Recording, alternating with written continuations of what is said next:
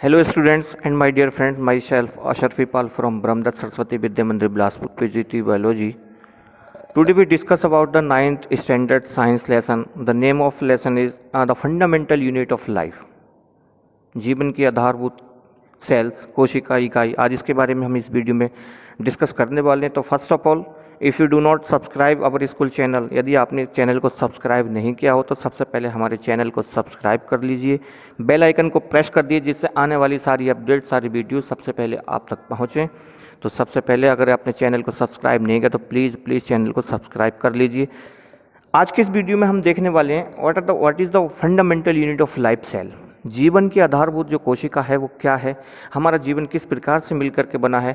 हम देखते हैं कि our earth is inhabited by different kinds of living organism. हम देखते हैं इस पृथ्वी पर विभिन्न प्रकार के जीव जंतुओं कैसे उनकी स्ट्रक्चर बनी हुई है, आज के इस वीडियो में हम देखने वाले हैं। चलिए स्टार्ट करते हैं आज का video. If we look our around, यदि हम अपने चारों ओर देखते हैं तो different types of living organism हम देखते हैं हमारे चारों तरफ बहुत से प्रकार के जीव हैं। Archaebacteria, eubacteria, protista, amoeba, fungi, plants and animals. The bodies of living organism are made up of microscopic unit called cells. इन सभी जीवों की जो शरीर है वो एक छोटी सी सेल्स से मिलकर के बना है, एक छोटी सी सेल कोशिका से मिलकर के बना है। The cells has some central position in biology as in the atom in physical science. The cell is the basic structural and functional unit of life of living organism.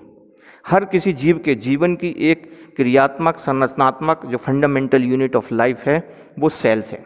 In present day cells share common fundamental properties. Our insistence all cells employ DNA as their genetic material. हर cells के अंदर DNA होता है, genetic material होता है। Are surrounded by the plasma membrane, जो plasma membrane से चारों ओर से घिरा होता है। And the use of some basic mechanism for energy metabolism. On other hand present day cells have evolve a variety of different life style. Many organism such as bacteria, बहुत सारे जो जीव हैं, चाहे बैक्टीरिया हो, प्रोटोजोआ हो, amoeba हो, east हो, कंसिस्ट ऑफ सिंगल सेल्स। ये सब सिंगल सेल से मिलकर के बने हैं जिनको हम यूनिसेल्युलर ऑर्गेनिज्म कहते हैं। That are capable for independent self replication. और इनके अंदर सेल्फ रेप्लिकेशन की एक इनके अंदर कैपेसिटी होती है। Are composed of collections of cells that more complex organism और मल्टी सेल्युलर ऑर्गेनिज्म। और जो दूसरे जीव होते हैं जिनका शरीर बहुत सारी सेल से मिलकर के बना होता है, that is known as the multi cellular organism. An unicellular organism is presented by a single cells. Unicellular जीव जो होता है वो सिंगल सेल से मिलकर के बना होता है। Multi cellular organism consist of large number of cells. जो मल्टी सेल्युलर ऑर्गेनिज्म है वो बहुत सारी सेल से मिलकर के बने होते हैं। All activities of the organism perform by the single cells. Unicellular organism के अंदर सारी जो एक्टिविटी होती है वो सिंगल सेल्स में ही होती है। तो ये हमारे इस टाइप से सिंगल सेल और मल्टी सेल्स एनिमल्स हैं। Now topic is discovery of cells, कि सेल्स की डिस्कवरी किस टाइप से हुई, किसने डिस्कवरी की, कब सेल के बारे में पता चला। तो while studying a thin slice of cork, Robert Hooke saw that the cork resembled that structure of honeycomb consisting of many little compartments. Firstly Robert Hooke ने 1665 में ये नोटिस किया कि presence of cell in a cork slice. उन्होंने एक ढक्कन को काट करके जब उसमें बहुत सारे छिद्र के रूप में जब देखा उन्होंने, तो बहुत सारे उनको जैसे मधुमक्खी का एक हनीकॉम्ब होता है, एक छत्ता होता है, उसमें बहुत सारे डॉट डॉट से दिखाई देते हैं। इस प्रकार की संरचना उन्होंने देखी। This was in the year of 1665। Hooke made this chance discovery through a self design microscope. तो इसके लिए रॉबर्ट हुक ने एक सेल्फ डिजाइन माइक्रोस्कोप बनाया। Robert Hooke called these boxes cells, और उसको देख करके रॉबर्ट हुक ने उस सबसे पहले उसको सेल्स का नाम दिया। The means of cells is little room, जिसका मीन्स होता है छोटा सा कमरा। Robert Hooke discovery was importance because it indicates for the first time that living organism considered of a number of smaller structure of units. उसके बाद और other scientist आए, एंटोनी वन ल्यूवेनहॉक जो 1674 के साइंटिस्ट थे। इन्होंने ये बताया found the presence of living cells in the pond water. तो डिफरेंट साइंटिस्ट का कंट्रीब्यूशन सेल्स की स्टडी, सेल्स की थ्योरी को समझने में रहा है। Next topic is cell theory. In 1838 Jacob Matthias Schleiden and Schwann, a German botanist, first propose the idea that all plant consist of cells. साइंटिस्टों के मन में ये सबसे पहले विचार आया कि जितने भी all plants consist of cells, जितने भी पेड़ पौधे हैं सब सेल से मिलकर के बने हैं।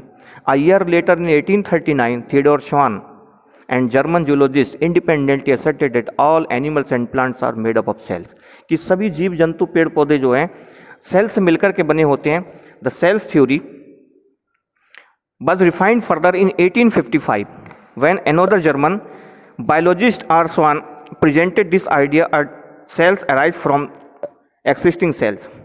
According to this theory, all individuals made by a cells.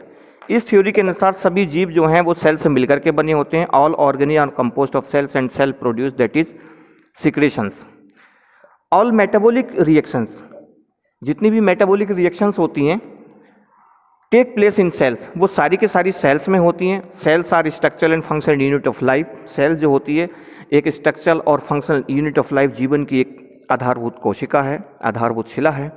All the cells arise from pre existing cells only, जितनी भी सेल्स होती हैं वो प्री एक्सिस्टिंग सेल्स, जो पहले से सेल्स होती हैं उनसे मिलकर के बनती हैं। No cells can originate spontaneously और novo but comes into being only by division of already existing cells. Every organism, इस प्रकृति में जो भी जीव है, in case of plants as well as animals also, every organism starts its life as a single cell. हर जीव अपने जीवन की शुरुआत एक सिंगल सेल से करता है। Virus are exception to cell theory. Cells are too small to be seen with naked eyes. Cells इतनी सूक्ष्म होती हैं कि हम उनको अपनी खुली आंख से नहीं देख सकते। Cells are studied with the help of microscope. हम केवल सेल्स को माइक्रोस्कोप की हेल्प से ही देख सकते हैं। और microscope are highly resolution instrument that are used to the observing the fine details.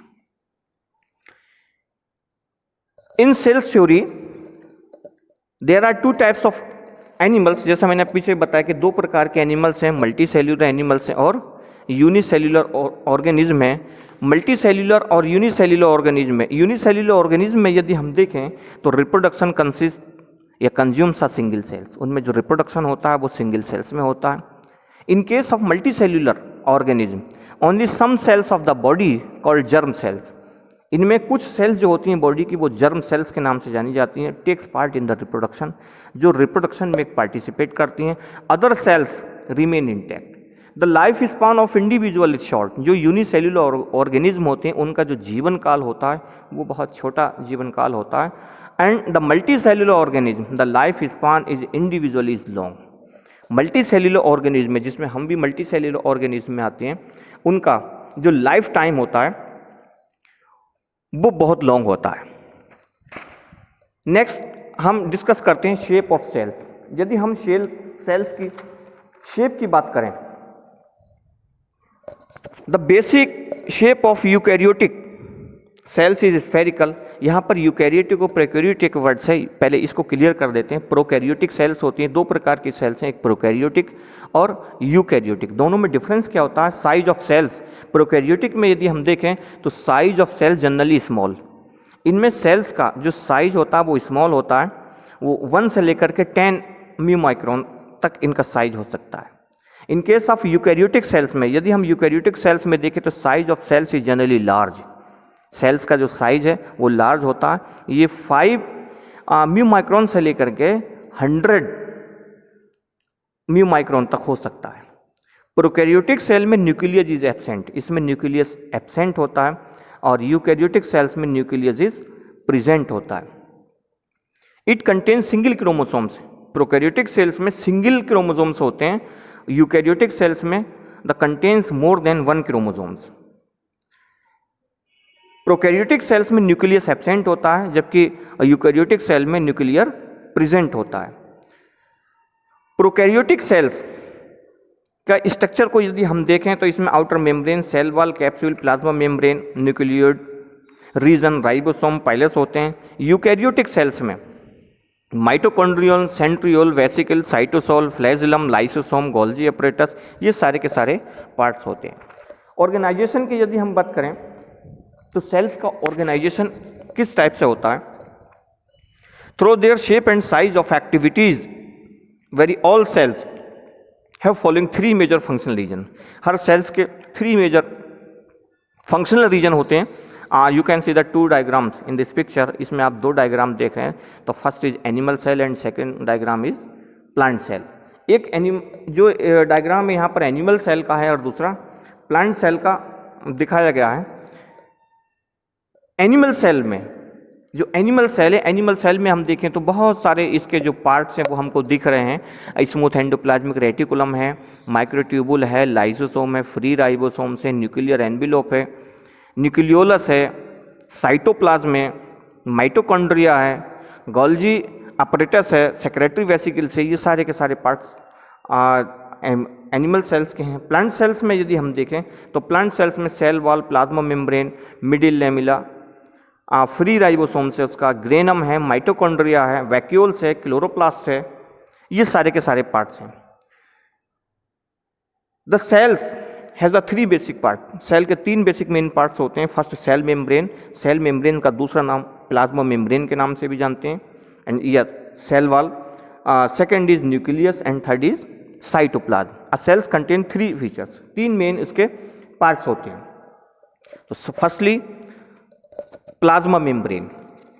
Plasma membrane को यदि हम देखें, प्लाज्मा मेम्ब्रेन क्या है, इसमें most cellular organism such as mitochondria, chloroplast, lysosome, peroxisome, Golgi apparatus, nucleus and endoplasmic reticulum, ये सारे के सारे जो नाम है ये सेल्स के पार्ट्स हैं, are all enclosed by a unit membrane.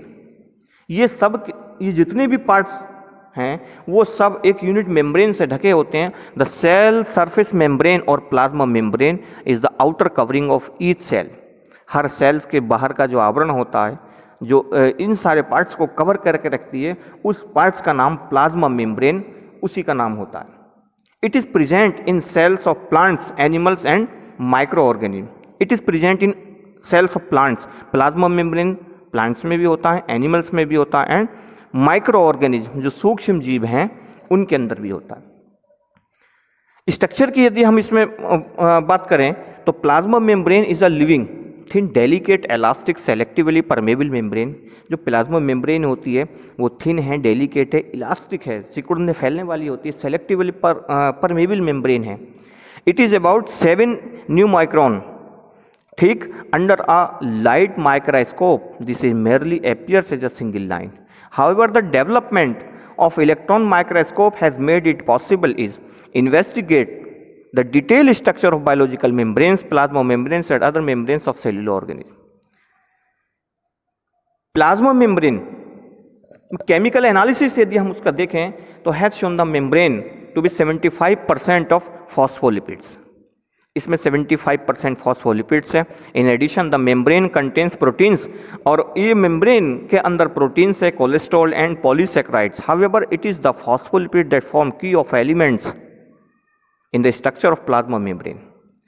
In 1972 Singer and Nicolson suggested a model. 1972 में सिंगर और निकोलसन साइंटिस्ट से उन्होंने एक सजेस्ट किया मॉडल, इसका एक मॉडल बनाया जिसको कॉल्ड फ्लूइड मोज़ेक मॉडल, जिसको फ्लूइड मोज़ेक मॉडल का नाम दिया to explain the ultra structure of the plasma membrane और any other membrane of the cells. According to them plasma membrane is made up of bilayer. इसके अनुसार इन्होंने बताया कि प्लाज्मा मेम्ब्रेन जो है बाई लेयर यानी 2 मॉलिक्यूल्स थिक लेयर की फॉस्फोलिपिड्स की बनी है। 2 टाइप्स ऑफ प्रोटीन मॉलिक्यूल्स, 2 प्रकार का प्रोटीन्स का मॉलिक्यूल्स होता, floated about in the fluid phospholipid layer. Intrinsic proteins होती है which completely covers the lipid bilayer, जो लिपिड्स की बाइलेयर को कवर्ड करता है, and extrinsic proteins which occur either on the outer surface और on the inner surface of the lipid membrane. The proteins are present not to give strain to the membrane but to serve as the enzyme catalysis chemical reaction within the membrane.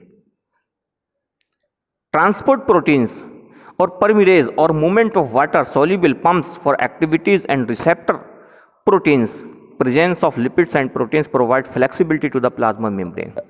यदि हम इसके function की बात करें कि plasma membrane का main function क्या है, तो plasma membrane permits the entry and exit of some materials in the cell. Cell के अंदर किसको एंट्री लेना है, किसको एग्जिट करना है, वो मटेरियल्स को ये प्लाज्मा मेम्ब्रेन डिसाइड करता है। The plasma membrane is called a selective permeable membrane, इसीलिए प्लाज्मा मेम्ब्रेन को सेलेक्टिव परमेबल मेम्ब्रेन के नाम से भी जाना जाता है। Studies on function the plasma membrane has show that performs certain physical activities. यदि हम इसके फंक्शन के आधार पर देखें तो प्लाज्मा मेम्ब्रेन की बहुत सारी फिजिकल एक्टिविटीज हैं, such as the diffusion and osmosis. Diffusion और ऑस्मोसिस इसका एक प्रोसेस है for the intake of some substance. Also certain biological or physiological activities such as the active transport and endocytosis are performed by the plasma membrane. diffusion में some substance जो molecule science होते हैं such as the carbon dioxide, oxygen, water etc. can move across the plasma membrane. ये सब plasma membrane को across कर जाते हैं, उसको पार कर जाते हैं through the phospholipid layer of the plasma membrane. To understand this process, इसको समझने के लिए हम प्रोसेस देखते हैं। The diffusion is the spontaneous movement. जो डिफ्यूजन है वो एक स्पॉन्टेनियस मूवमेंट है मॉलिक्यूल्स में from a region of high concentration to one of lower concentration until uniform concentration. In finally achieved, diffusion is faster in gaseous phase than in lipid and solids. Something similar to diffusion of ink, हम diffusion ink में भी देख सकते हैं, जैसे आपने देखा होगा in cell when a gas such as CO2 gets accumulated in higher concentration inside the cells in the external environment of cell. The concentration of CO2 is low as compared for inside of the cells. Osmosis में water also follows the law of diffusion. The spontaneous movement of water molecules through a selective permeable membrane के जरिए उसमें जाता है जिसमें को हम osmosis कहते हैं. The movement of water across the plasma membrane of the cells is affected by the amount of substance dissolved in water. उस water के अंदर जितने substance dissolve हैं वो उनकी nature पर depend करता है. Let us see what will happen if you put an animal cell, that is red blood cells, RBC or plant cells, that is royal leaves, into a solution of sugar or salt prepared in water. One of the following three regions could happen. Hypotonic solution. If the medium surrounding the cells has the higher water concentration than the cells, that is if solution is very dilute solution, कि जब solution बहुत dilute solution है, जब उसको बहुत ज़्यादा dilution कर दिया, पानी का परसेंटेज उसके अंदर बढ़ा दिया, the cell will gain water by osmosis. तो सेल्स वाटर को जो गेन करती है वो ऑस्मोसिस के थ्रू करती है. Such are dilute solution is called hypotonic solution. ऐसे सॉल्यूशन को हाइपोटोनिक सॉल्यूशन कहते हैं. वाइल वाटर मॉलिक्यूल्स, जब वाटर का molecules are free to pass across the plasma membrane, जब वाटर का मॉलिक्यूल्स प्लाज्मा मेम्ब्रेन को अक्रॉस कर जाता है इन बोथ डायरेक्शन, जब दोनों ही डायरेक्शन में, more water will enter the cells then leave. जब ज़्यादा वाटर एंटर करता है सेल्स में और उसके बाद में वो लीव हो जाता है, the net overall result is that water enters the cell in such a situation cells is likely to swell up.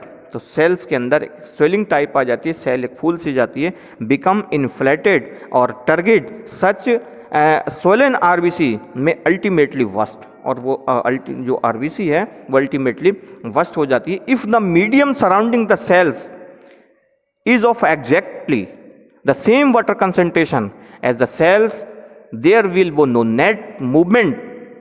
Such of the solution is called isotonic solution. ऐसा जो सॉल्यूशन है जिसमें water across the plasma membrane, no need of movement, no net movement, तो ऐसा जो solution है वो isotonic solution कहलाता है. जैसे Ringer solution is an isotonic solution for the animal cell. ऐसा जो सॉल्यूशन है वो एनिमल सेल्स में देखने को मिलता है.